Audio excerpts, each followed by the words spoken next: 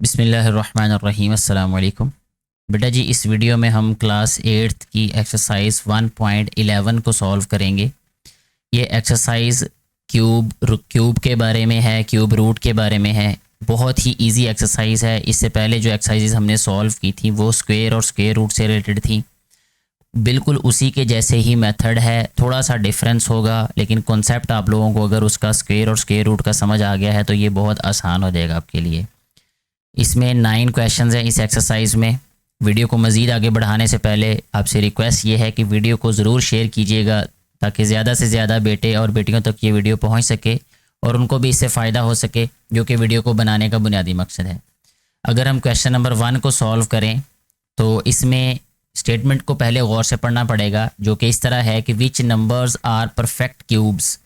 हमें ये पूछा गया है कि इनमें जो नंबर्स हैं, जैसे हमें ये नंबर्स दिए गए हैं, इनमें कौन से नंबर्स जो हैं वो परफेक्ट क्यूब है। परफेक्ट क्यूब का क्या मतलब है?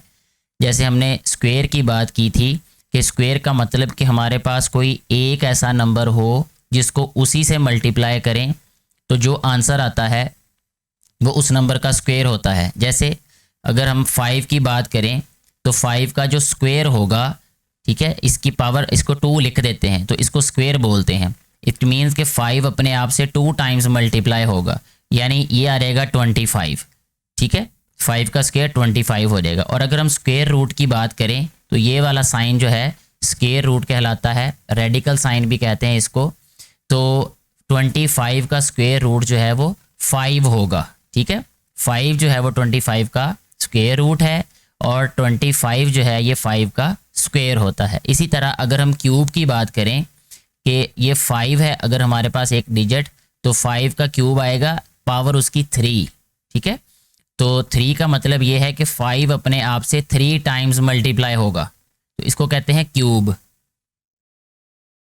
5 5 ज़ार 25, 25 5 ज़ार 125, तो 125 जो है 5 का क्यूब होगा। और इसी तरह अगर हम ये कहें कि 125 का क्यूब रूट क्या होगा, तो क्यूब रूट के लिए यहाँ पे पावर 3 लिख देते हैं। ये जो स्क्वायर रूट होता है असल में यहाँ पे 2 होता है, वो लिखने की ज़रूरत नहीं होती, लेकिन ये जो 3 है वो यहाँ पे लिखना पड़ता है। इसको कहते हैं क्यूब रूट। अगर 125 के क्यूब रूट की बात की जाए तो वो 5 होता है। मतलब ये है कि 5 एक ऐसा नंबर है जिसको उसी से 3 टाइम्स मल्टीप्लाई करें तो हमारे पास 125 आ जाएगा। इसलिए जो 125 है वो 5 का क्या है? क्यूब है, और जो 5 है वो 125 का क्यूब रूट है। ठीक है जी। इसी तरह अब हमें क्वेश्चंस दिए गए हैं। क्वेश्चन नंबर 1 का जो फर्स्ट वाला पार्ट है उसको सॉल्व करते हैं यहाँ पे अब, जो कि हमें दिया हुआ है 512। ठीक है, 512 जो है ये किस डिजिट का, किस नंबर का क्यूब है, यानी एक परफेक्ट क्यूब है या नहीं है। इसके लिए हम क्या करते हैं, फैक्टराइज कर लेते हैं इसको, यानी इसको लिख लेते हैं हम 512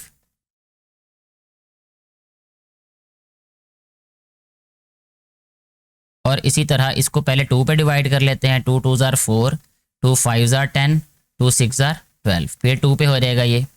2 1 ज़ार 2, 2 2 ज़ार 4, 2 8 ज़ार 16, फिर 2 पे हो जाएगा ये। 2 6 ज़ार 12, 2 4 ज़ार 8, फिर 2 पे हो जाएगा ये। 2 3 ज़ार 6, 2 2 ज़ार 4, फिर ये 2 पे डिवाइड हो रहा है। 2 16, फिर 2 पे हो जाएगा ये। 2 8 ज़ार 16, फिर 2 पे हो जाएगा ये। 2 4 ज़ार 8 और 2 2 ज़ार 4। ये इसकी फैक्टराइजेशन कर ली हमने। ठीक है, और 2 कितनी दफ़ा है अब देखें। ये जो है इस तरह मैं लिख लेता हूँ यहाँ पे 1 2 3 4 5 6 7 8 9, यानी 9 टाइम्स 2 है यहाँ पे। 2 multiply by 2 multiply by 2 multiply by 2 multiply by 2 multiply by 2 multiply by 2 multiply by 2 and multiply by 2। अब क्योंकि ये क्यूब हमने बताना है परफेक्ट क्यूब है कि नहीं, तो इसके लिए हमें 3 नंबर्स को ग्रुप करना पड़ेगा। जिस तरह हमने स्क्वायर में 2 नंबर्स को ग्रुप किया था, इसी तरह क्यूब फाइंड करने के लिए या क्यूब रूट फाइंड करने के लिए हमने 3 डिजिट्स को ग्रुप करना होता है। जैसे इन तीनों को ग्रुप कर लिया, इन तीनों को ग्रुप कर लिया। अब ये क्योंकि 3 के कंप्लीट ग्रुप बनते हैं, तो इसका मतलब ये है कि ये आ जाएगा 2 मल्टीप्लाई बाय 2 4, 4 2 ज़ार 8, तो हमारे पास जो आंसर आएगा ना इस वाले पार्ट का वो आएगा 8, यानी 8 मल्टीप्लाई बाय 8 मल्टीप्लाई बाय 8। अगर हम 8 को उसी के साथ 3 टाइम्स मल्टीप्लाई करें तो हमारे पास आंसर क्या आ जाएगा 512, यानी इसको हम लिख सकते हैं 8 क्यूब। अब ये 8 का परफेक्ट क्यूब है 512, ठीक है। तो हम इसको लास्ट पे लिख देंगे 512 इज अ परफेक्ट क्यूब। यहाँ लिख देते हैं 512 इज अ परफेक्ट क्यूब, ठीक है जी। ऐसे हमारा ये वाला फर्स्ट वाला पार्ट सॉल्व हो गया है। अगर हम सेकंड पार्ट की बात करें जो कि है 1100, पहले इसको फैक्टराइज कर लेते हैं 1100 को, फिर देख लेते हैं क्या ये परफेक्ट क्यूब है या नहीं है। तो 1100 को हम यहाँ पहले राइट कर लेते हैं इस तरीके से ताकि इसकी फैक्टराइजेशन हो सके। 2 पे डिवाइड होगा, 2 5 are 10 और फिर 2 5 are 10, ये आ गया 0, फिर 2 पे हो जाएगा ये 2 2 are 4, 2 7 are 14, 2 5 are 10। अब जो है ये 7 2 9 14, 3 पे भी नहीं होगा, 5 पे होगा ये अभी, ठीक है। 5 5 are 25, फिर 5 5 are 25, फिर आ जाएगा 5 पे 11। अब देखें ये कोई भी ऐसा डिजिट नहीं है जिसमें 3 का ग्रुप बन रहा है, ये 2 है, 2 मल्टीप्लाई 2 5 मल्टीप्लाई 5, ठीक है। इसको मैं लिख भी देता हूँ यहाँ पे ताकि आपको समझने में और आसानी हो जाए। Multiply by 5 multiply by 5 multiply by 11। अब क्योंकि 3 का ग्रुप हम बना नहीं सकते इन डिजिट्स का, इन नंबर्स का जो फैक्टराइज इसको किया है हमने, सो हम लिखेंगे 1100 इज नॉट अ, इसको इक्वल लिखने की जरूरत नहीं है क्योंकि हम एक स्टेटमेंट राइट कर रहे हैं। 1100 is not a perfect square,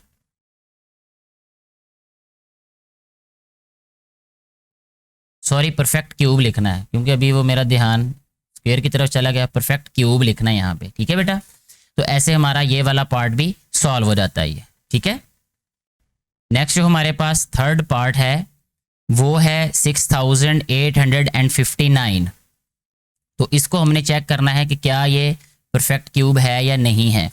तो 2 पे डिवाइड होगा नहीं, ये 3 पे चेक कर लेते हैं। 3 पे चेक करने का तरीका ये होता है कि इन सभी डिजिट्स को ऐड कर लेते हैं। 8 + 6 14, 14 + 5 19, 19 और 9 28, और 3 के टेबल में नहीं आता ये, तो डायरेक्टली बहरहाल ये 19 का क्यूब बनेगा ये, ठीक है। यहाँ पे मैं डायरेक्टली लिख देता हूँ इसको 19 मल्टीप्लाई बाय 19 मल्टीप्लाई बाय 19, यानी 19 पे ही ये डिवाइड होगा ये वाला, तो ये आ जाएगा 19 क्यूब। तो इस तरीके से हम इसको लिखेंगे 6859 इज अ परफेक्ट क्यूब,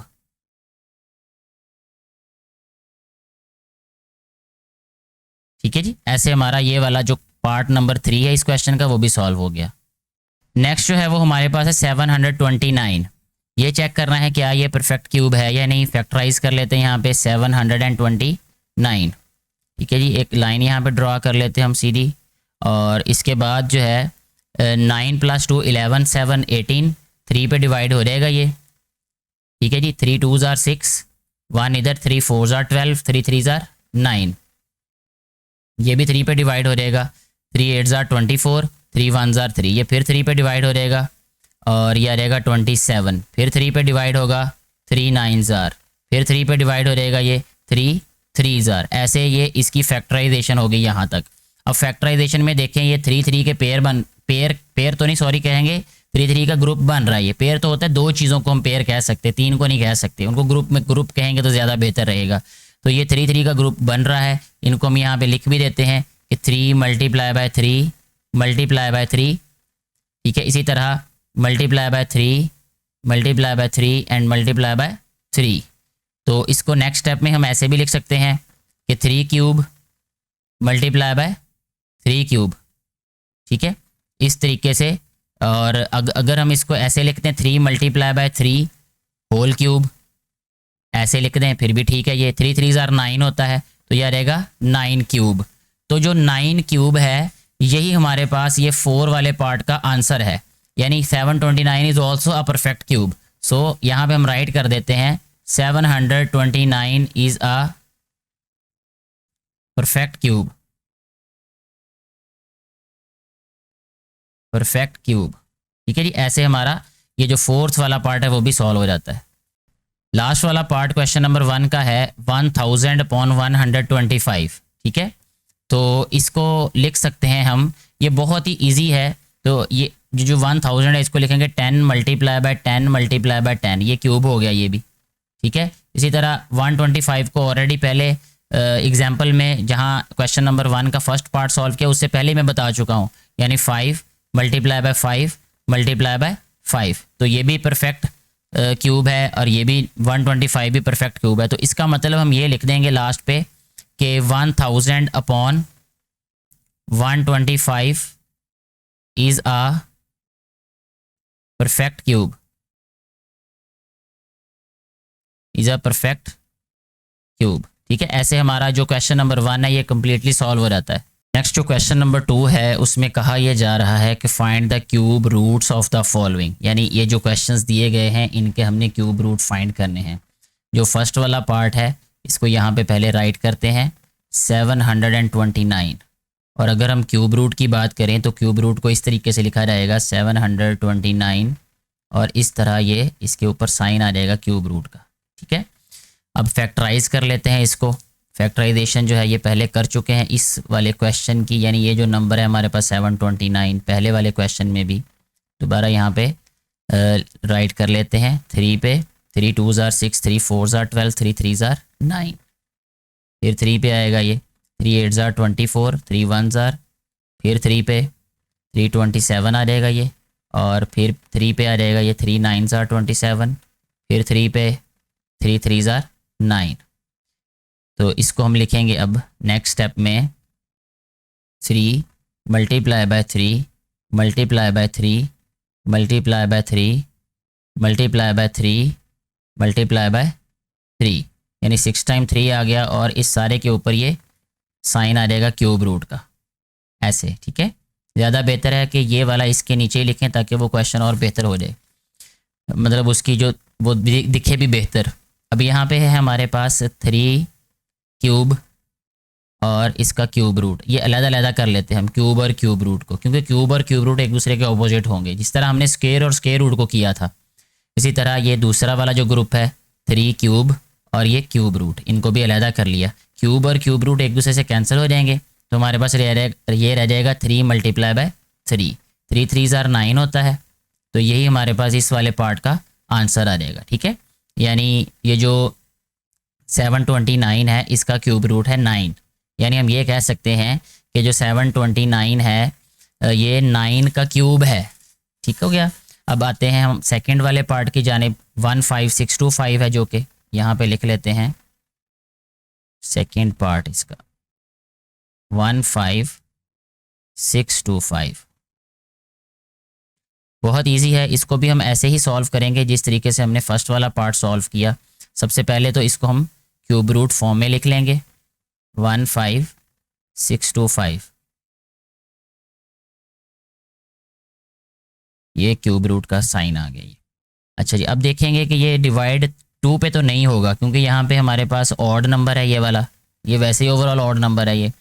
तो 3 पे चेक कर लेते हैं, उसके लिए हमें सारे डिजिट्स को ऐड करना पड़ेगा। 5 2 7 7 6 13 13 5 18 1 19, तो ये 3 पे भी डिवाइड नहीं होगा। तो हम क्या करेंगे, अब इसको 5 पे डिवाइड करेंगे। 5 पे हो जाएगा डिवाइड, क्योंकि ये वाला डिजिट 5 है।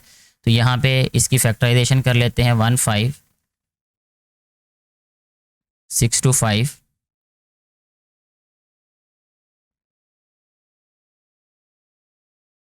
और 5 पे डिवाइड किया इसको। 5 3s are 15, यहाँ पे मैं पहले ही लाइन लगा लेता हूँ। ये 5 3s are 15, 5 1s are 5, 1 इधर चला गया, 5 2s are 10, 2 इधर आ गया, 5 5s are 25। ठीक हो गया जी। इसके बाद फिर इसको 5 पे डिवाइड करेंगे हम। 5 7s are 5 6 are 30, 1 5 2s are 10, 5 5s are 25, फिर 5 पे आ जाएगा, डिवाइड हो जाएगा ये। 5 1s are 5, 5 2s are 10, 5 5s are 25, फिर 5 पे आ जाएगा ये डिवाइड, ये आ जाएगा 5 2s are 10, 5 5s are 25, फिर 5 पे आ जाएगा, 5 5 आर 25। इस तरीके से ये हमारे पास फैक्टराइज हो गया ये वाला क्वेश्चन भी। अब ये फैक्टराइजेशन इधर लिख लेते हैं, 1 2 3 4 5, 6 टाइम्स 5 है ये, तो यहाँ लिख लेते हैं 5 multiply by 5 multiply by 5 multiply by 5 multiply by 5 and multiply by 5। ये बिल्कुल वैसे ही क्वेश्चन है जिस तरीके से हमने इससे पहले वाला पार्ट सॉल्व किया है। यहाँ पे लिख लेते हैं 3 पावर, यानी ये इसमें इसको कहते हैं क्यूब रूट। तो अब ये 3 3 का ग्रुप बना लेंगे, यानी इसको लिखेंगे 5 क्यूब एंड क्यूब रूट। इसी तरह ये आ जाएगा 5 cube and cube root. Cube और क्यूब रूट ऑपोजिट होते हैं, कैंसिल हो जाएंगे, तो ये रह जाएगा 5 मल्टीप्लाई बाय 5, 5 5 आर 25 होता है। तो यही हमारे पास इस वाले पार्ट का आंसर आ जाएगा। ठीक है, अब इसका जो 3 वाला पार्ट है यानी लास्ट पार्ट है उसकी बात कर लेते हैं। अब हम 3 वाला जो पार्ट है उसकी पहले तो वो क्वेश्चन लिख लेते हैं, उसको शॉर्टली मैं आपको बता देता हूँ, बाकी खुद ही सॉल्व कर लीजिएगा आप। वो है 13824 13824। इसका क्यूब रूट फाइंड करना है, तो इसकी फैक्टराइजेशन करनी है। तो फैक्टराइजेशन के लिए पहले 2 पे डिवाइड होगा, फिर इसी तरह फिर अगला जो नंबर होगा हमारे पास यानी 3 पे भी हो सकता है डिवाइड हो जाए, तो ये डिवाइड करके देख लेना। ये कोई फैक्टराइजेशन भी आपको मैं बता चुका हूँ पहले, तो इसलिए दोबारा ये वाला क्वेश्चन मैं सॉल्व नहीं करना चाह रहा, क्योंकि 2 पार्ट्स मैंने कर दिए, 3 वाला आप खुद कर लीजिएगा। तो अगर कोई कन्फ्यूजन हो तो आप नीचे कमेंट करके पूछ लीजिएगा, मैं इंशाल्लाह कोशिश करूँगा आपके कन्फ्यूजन को दूर करने की। जो हमारे पास क्वेश्चन नंबर 3 है, इसमें कहा गया है कि find the cubes of the following, यानी अब हमने क्यूब फाइंड करना है। बहुत ईजी है ये। इसका जो फर्स्ट वाला पार्ट है वो है हमारे पास 1.4। इसका क्योंकि क्यूब फाइंड करना है तो ये लिखा जाएगा 1.4 और इसकी पावर इस तरीके से लिखी जाएगी 3, इसको कहते हैं क्यूब। ठीक है, तो यहाँ लिखेंगे 1.4 मल्टीप्लाई 1.4 मल्टीप्लाई 1.4। जो भी पावर होती है किसी नंबर की, किसी डिजिट की, किसी वैल्यू की, वो ये हमें बता रही होती है कि वो डिजिट अपने आप से कितनी दफ़ा मल्टीप्लाई हो रहा है। अब हमने क्या करना है, 1.4 को 1.4 से मल्टीप्लाई करना है 3 टाइम्स। तो मेरे पास कैलकुलेटर है, मैं इससे कर रहा हूँ 2.744। ठीक है जी, ये हमारे पास इसका आंसर आ जाएगा। ठीक है, इसको कहते हैं क्यूब फाइंड करना। इसी तरह अगर हम इसके सेकंड वाले पार्ट की बात करें, बल्कि थर्ड की बात कर लेते, सेकंड वाला भी ऐसा ही होगा। वो है 0.8। 0.8 का हमने क्यूब फाइंड करना है, तो इसको लिखेंगे 0.8 क्यूब। इस तरीके से आ जाएगा ये। तो इसका मतलब ये है कि 0.8 इज़ मल्टीप्लाइंग इटसेल्फ 3 टाइम्स। इसको लिखेंगे 0.8 मल्टीप्लाई 0.8 मल्टीप्लाई बाय 0.8। तो 0.8 को 3 टाइम्स मल्टीप्लाई कर देते हैं। अब हम 0.8 मल्टीप्लाई 0.8 मल्टीप्लाई 0.8, तो 0.512 0.512 इसका आंसर आ जाएगा। ऐसे ये जो पार्ट मैंने नहीं समझाया 0.4 वाला, वो बिल्कुल ऐसे ही सॉल्व होगा कि उसको 0.4 का क्यूब लिख के 3 टाइम्स मल्टीप्लाई कर देना है, और जब मल्टीप्लाई करेंगे तो हमारे पास आंसर आ जाएगा। ठीक है जी, ऐसे हमारा ये 3 वाला जो पार्ट है, इस 3 वाला क्वेश्चन जो है वो कम्प्लीटली सॉल्व हो जाता है। नेक्स्ट हमारे पास जो क्वेश्चन नंबर 4 है, उसमें भी उन्होंने यही कहा है कि find the cube roots of the following. Cube roots find करने हैं, तो पहले वाला पार्ट जो है इसको लिख के सॉल्व करते हैं। फर्स्ट वाला पार्ट है 27/216। जैसा कि मैंने आपको पहले भी बताया क्वेश्चन में कि जो क्यूब रूट होता है उसको इस तरीके से लिखा जाता है, जैसे 27/216 है, इस सारे के ऊपर ये रेडिकल का साइन और यहाँ पे 3 अगर लिख दें तो ये क्यूब रूट कहलाएगा।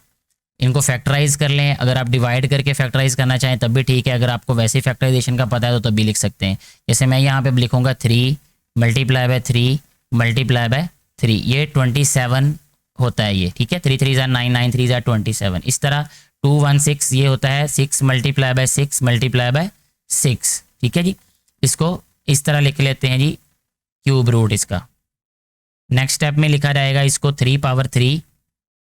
ठीक है, ये क्यूब और ये क्यूब रूट अलग अलग कर देते हैं, ये ऊपर और नीचे दोनों में लिखा जा सकता है। इसी तरह 6 क्यूब और इसका क्यूब रूट।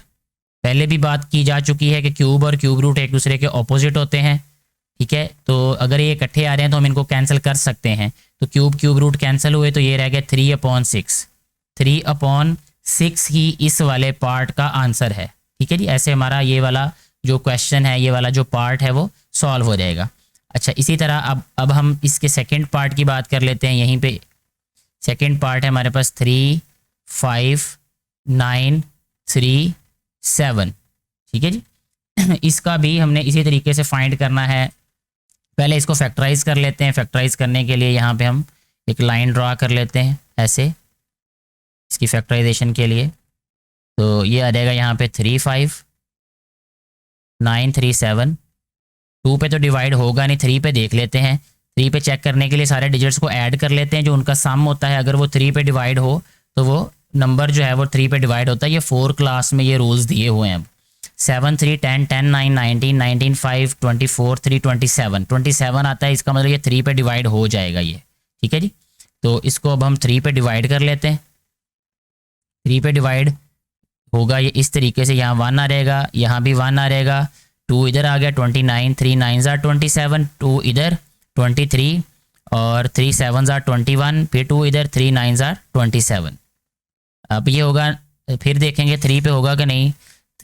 9 7 16। उर्दू में मुझे ज़्यादा आसानी होती है, अंग्रेज़ी मीडियम तो मैंने पढ़ाना शुरू किया, असल में तो उर्दू मीडियम पढ़ा हुआ है मैंने ज़्यादा।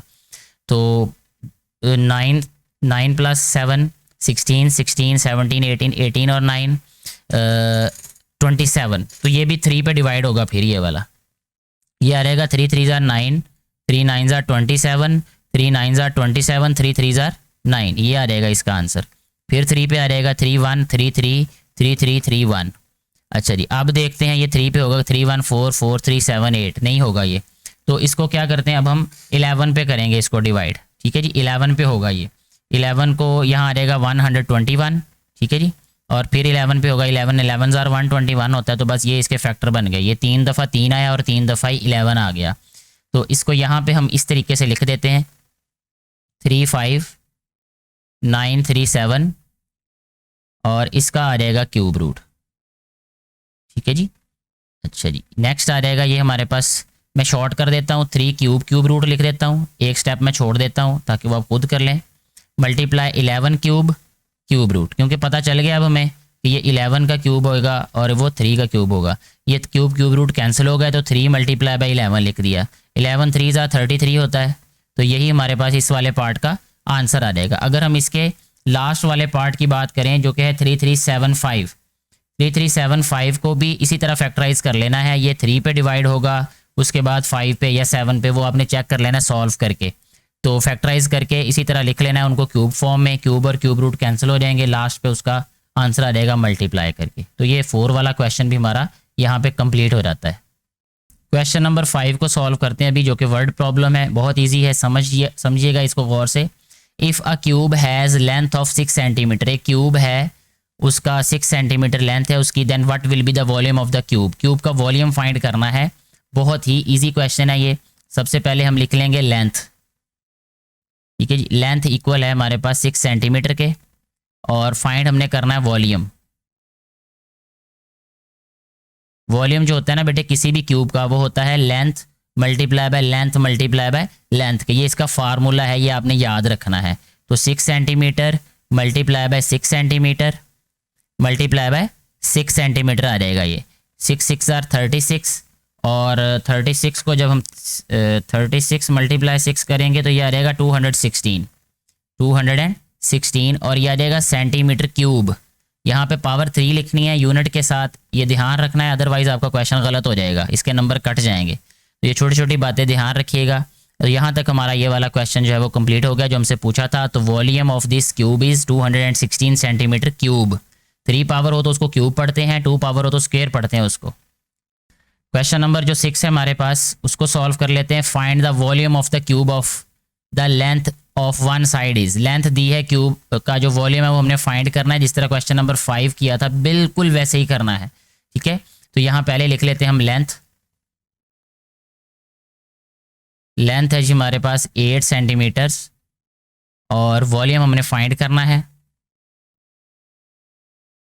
वॉल्यूम जैसा कि हमें पता है इक्वल होता है length multiply by length multiply by length के। तो यह आ जाएगा 8 centimetres multiply by 8 centimetres multiply by 8 centimetres. ठीक है जी, तो जब हम 8 को मल्टीप्लाई करेंगे 3 टाइम्स 8 के साथ, बेटा ये हमारे पास आ जाएगा 512 सेंटीमीटर क्यूब। ऐसे ये वाला क्वेश्चन हमारा सॉल्व हो जाता है। नेक्स्ट हमारे पास जो क्वेश्चन नंबर 7 है, इसको भी हम सॉल्व कर लेते हैं। इसमें कहा गया if the volume of a cube shape. अब वॉल्यूम हमें दे दिया गया है, यहाँ लिख लेते हैं वॉल्यूम। तो वॉल्यूम जो है वो इक्वल है 3375 सेंटीमीटर क्यूब के, ठीक है। कहता है then what is the measure of the edge of the cube, यानी एज हमने फाइंड करना है, यानी एक लेंथ फाइंड करनी है। यहाँ हम लिख लेते हैं लेंथ। लेंथ मतलब एल फाइंड करना है, तो यहाँ क्वेश्चन मार्क लगा देते हैं। तो हमें पता है कि जो लेंथ मल्टीप्लाई बाय लेंथ होती है वो इक्वल होता है वॉल्यूम के। या मैं वी लिख लेता हूँ या वॉल्यूम ही लिख लेता हूँ, चले आपकी आसानी के लिए।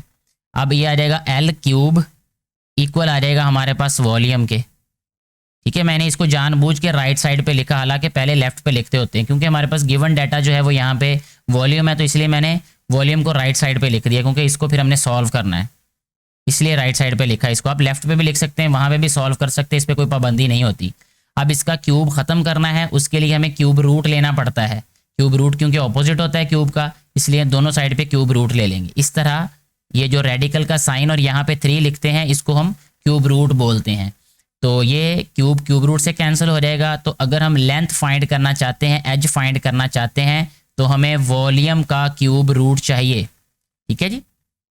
इस तरीके से वॉल्यूम का क्यूब रूट फाइंड कर लेते हैं अब हम, वो इक्वल आ जाएगा लेंथ के। वॉल्यूम दिया हुआ है हमें विच इज़ 3375 सेंटीमीटर क्यूब, और यहाँ पे आ जाएगा इसका क्यूब रूट। अब मैं इसको सॉल्व नहीं करूँगा, यानी फैक्टराइज नहीं करूँगा, ऐसे क्वेश्चन हम काफ़ी सारे कर चुके हैं। मैं सिंपली जो है वो आंसर पे चला जाऊँगा, यानी ये आ जाएगा 15। ये 15 का क्यूब होता है ये। इधर आप इसको फैक्टराइज कर लीजिएगा, मैं इसको डायरेक्ट 15 लिख देता हूँ सेंटीमीटर। मैं शॉर्टकट ले रहा हूँ जस्ट आपको बताने के लिए कि भाई इसको फैक्टराइज करना है। फैक्टराइज करने के बाद लास्ट पे आंसर इसका 15 आ जाएगा। ऐसे हमारा ये वाला जो क्वेश्चन है वो भी कम्प्लीटली सॉल्व हो जाता है।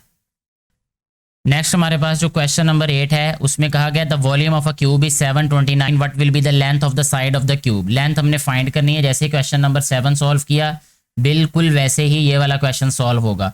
पहले हम लिख लेंगे यहाँ पे वॉल्यूम जो है वो इक्वल है 729 मीटर क्यूब। इसी तरह फिर हमने लेंथ फाइंड करनी है। तो हमें पता है कि लेंथ जो है, लेंथ क्यूब, या वैसे ही मैं इसको शॉर्टली अब लिख लेता हूँ क्योंकि इससे पहले क्वेश्चन में मैंने डिटेल बता दी है। लेंथ इक्वल होती है वॉल्यूम क्यूब रूट, यानी क्यूब रूट ऑफ वॉल्यूम के। तो यहाँ आ जाएगा length is equal to 729 metre cube and whole cube root. तो लेंथ आ जाएगी हमारे पास 729 का क्यूब रूट हम पहले भी क्वेश्चंस में कर चुके हैं, जो कि हमारे पास था 9। इसी एक्सरसाइज के क्वेश्चंस में हमें उन्होंने ये 2 दफ़ा दे दिया है, अब ये तीसरी दफ़ा 729 दे दी है। तो ये 9 मीटर जो है वो लेंथ आ जाएगी। ऐसे हमारा ये जो क्वेश्चन है वो सॉल्व हो जाता है। 9th वाला क्वेश्चन जो कि लास्ट क्वेश्चन भी है इस एक्सरसाइज का, उसको सॉल्व कर लेते हैं। कहता how many cubical boxes of dimensions. Dimensions का मतलब ये है उसकी लंबाई, चौड़ाई और ऊंचाई हमें दी है 5 सेंटीमीटर, 5 सेंटीमीटर एंड 5 सेंटीमीटर, ठीक है जी। Can be packed in a large cubical case. एक क्यूबिकल केस है, यानी आप ये कह लें कि एक बड़ा सारा डिब्बा है, उसके अंदर छोटे छोटे डिब्बे रखने हैं। उसका वॉल्यूम जो बड़ा डिब्बा है या बड़ा क्यूब है उसका है 875 centimetre cube.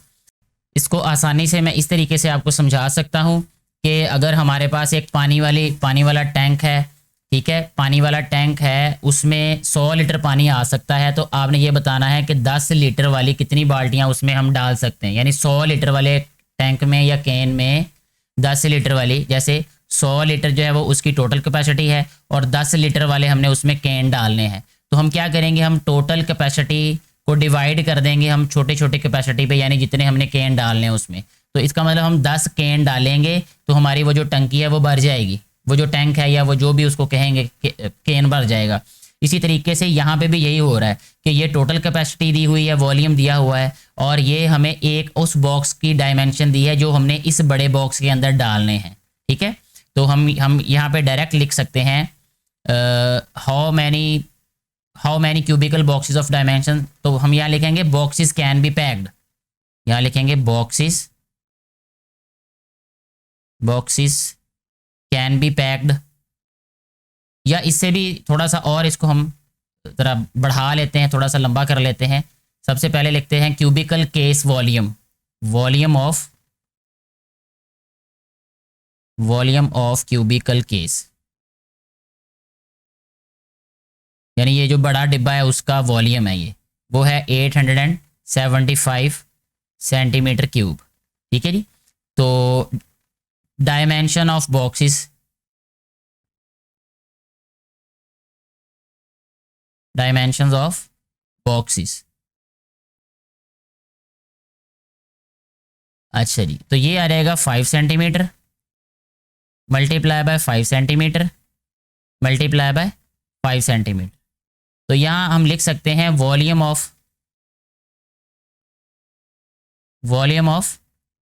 Box, volume of box क्या आ रहेगा, 5 5 jar 25, 25 5 jar 125 centimetre cube.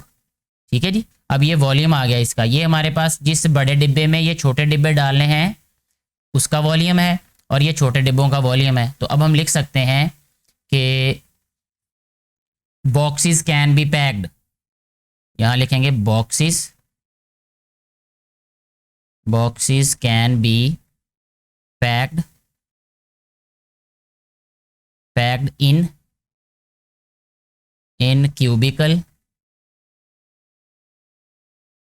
Cubicle case. ठीक है जी।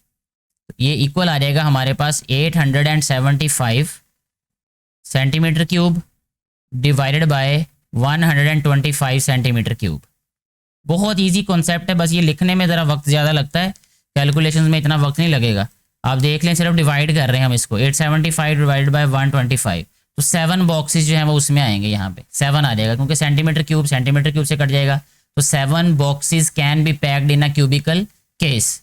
तो इस तरीके से हमारा ये वाला जो क्वेश्चन है ये कम्प्लीटली सॉल्व हो जाता है, और इसके साथ ही हमारी ये एक्सरसाइज भी कंप्लीट हो जाती है। इस एक्सरसाइज से रिलेटेड या कोई भी एक्सरसाइज क्वेश्चन से रिलेटेड आपका कोई कॉन्सेप्ट क्लियर ना हुआ हो, कोई सवाल हो, कोई सजेशन हो, तो आप नीचे कमेंट ज़रूर किया करें ताकि आने वाली वीडियोस मज़ीद बेहतर बन सकें।